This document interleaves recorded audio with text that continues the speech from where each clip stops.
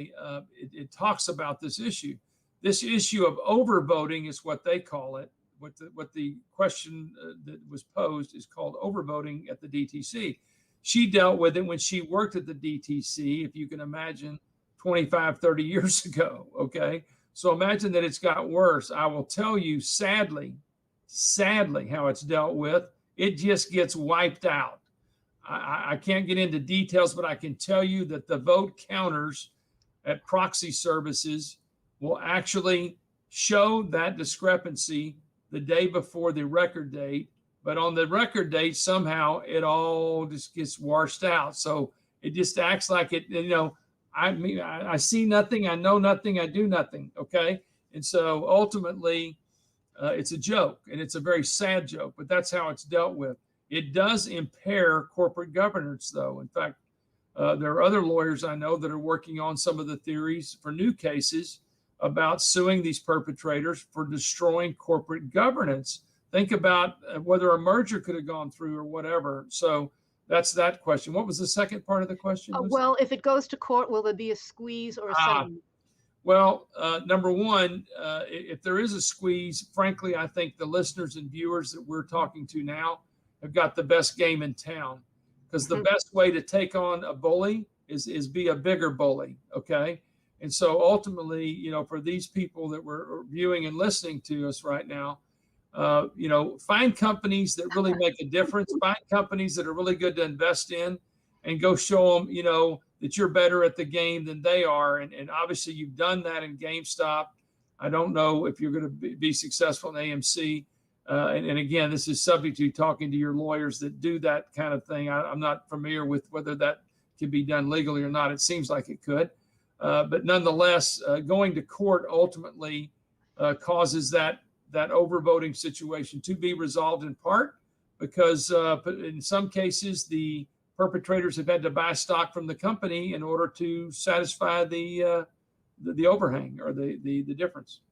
And then the next question, in the case of overstock, could you explain the process for which their crypto dividend forced the short sellers to close? Did the SEC go to brokers and inform them that their clients were owed a dividend they couldn't provide and made them close the position?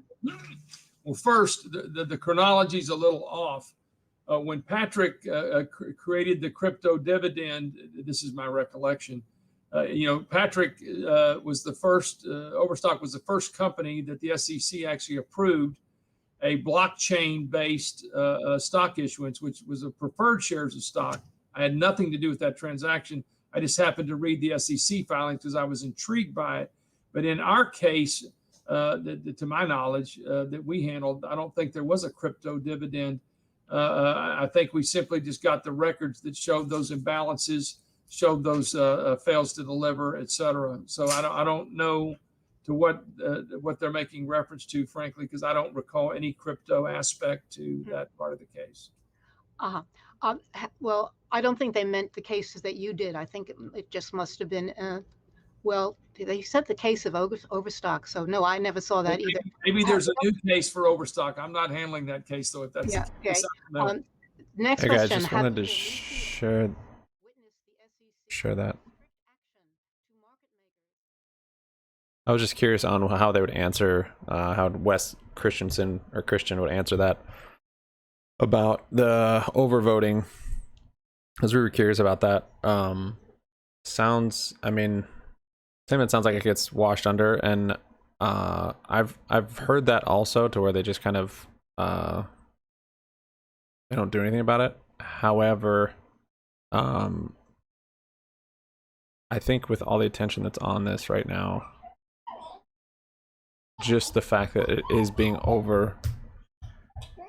just the fact that there is overvoting, and that I think will become public, that itself could be a catalyst to start the squeeze, because that is clear evidence that there is naked shorting. And I think that's kind of the point. And I could be wrong, but there might be DTC or some sort of rules in place that they've since established that Wes isn't familiar with about the overvoting and how it will affect the stock. I'm not certain though, but yeah, taking them to court, but just having the light on it that there was overvoting, and I think there would be. then that would be enough catalyst to get, I think, get people go along, which would basically start it. So he didn't, I mean, he's really smart and has a lot of, definitely smarter than me and has a lot more experience, but there's some stuff he's not quite up on, of course, like the overstock crypto he wasn't familiar with. And so as far as the overvoting, he kind of dismissed it, like they just wash it out, and I'm sure that's happened in the past, but I think this is an unprecedented event where things that have happened in the past a certain way might not happen the same way. Just like in the Matrix. Nobody's ever tried this before. That's why it's gonna work.